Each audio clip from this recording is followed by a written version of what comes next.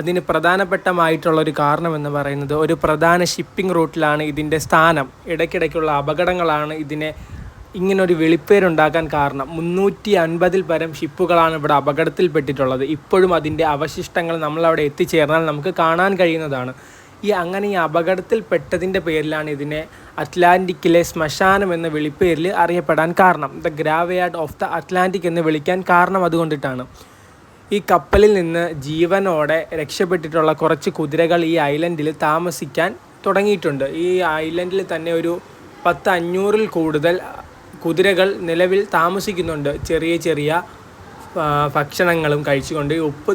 ശുദ്ധമായ ജലതടാകം എന്ന് പറയുന്നുണ്ടെങ്കിൽ തന്നെയും അതിലും ഉപ്പിൻ്റെ അംശം വളരെ കൂടുതലാണ്. നമ്മൾ കരുതുന്നതിലും വളരെ കൂടുതലായിട്ടാണ് ഉപ്പും ശുദ്ധജലം അവിടെ കിട്ടുന്നത്. എന്നിട്ടും അത് കഴിച്ചുകൊണ്ടും അത് ഭക്ഷിച്ചു കൊണ്ടിട്ടും അവിടുത്തെ കുതിരകൾ അവിടെ ഒരു ആവാസ കേന്ദ്രമാക്കി മാറ്റിയിരിക്കുകയാണ്. അതുപോലെ തന്നെ അവിടെ മറ്റ് ജീവജാലങ്ങളുടെ ആവാസ കേന്ദ്രമാക്കി മാറ്റാൻ ശ്രമിച്ചിട്ടുണ്ടെങ്കിലും മുയൽ, ആട് അങ്ങനെയുള്ള പല ജീവജാലങ്ങളെ അവിടെ കൊണ്ടിട്ട് അവരുടെ ആവാസ കേന്ദ്രമാക്കി മാറ്റാൻ ശ്രമിച്ചിട്ടുണ്ടെങ്കിലും അതിനൊന്നും അവിടുത്തെ കാലാവസ്ഥ അതിജീവിക്കാൻ സാധിച്ചിട്ടില്ല. കുതിരകൾ മാത്രമാണ് അവിടുത്തെ കാലാവസ്ഥയെ അതിജീവിച്ചിട്ടുള്ളത് ഇതുവരെ. അതുപോലെ തന്നെ ഈ അറ്റ്ലാന്റിക്കിന് മറ്റൊരു പേരും കൂടെ ഉണ്ട്. അതാണ് അറ്റ്ലാന്റിക്കിൻ്റെ പുഞ്ചിരി അഥവാ ദ സ്മൈൽ ഓഫ് അറ്റ്ലാന്റിക് എന്നൊരു വിളിപ്പേരും കൂടെ ഈ ദ്വീപിന് കിട്ടിയിട്ടുണ്ട്. അത് നമുക്ക് ഈ വീഡിയോയുടെ അവസാനം നോക്കാം. അതുപോലെ തന്നെ ഈ പ്രദേശത്ത് ചരിത്രപരമായിട്ടുള്ളൊരു പ്രാധാന്യമുണ്ട്. 1801 ഒരു ലൈഫ് സേവിങ് സ്റ്റേഷൻ ഇവിടെ നിർമ്മിച്ചിട്ടുണ്ടായിരുന്നു. പക്ഷെ കാലക്രമേണ അത്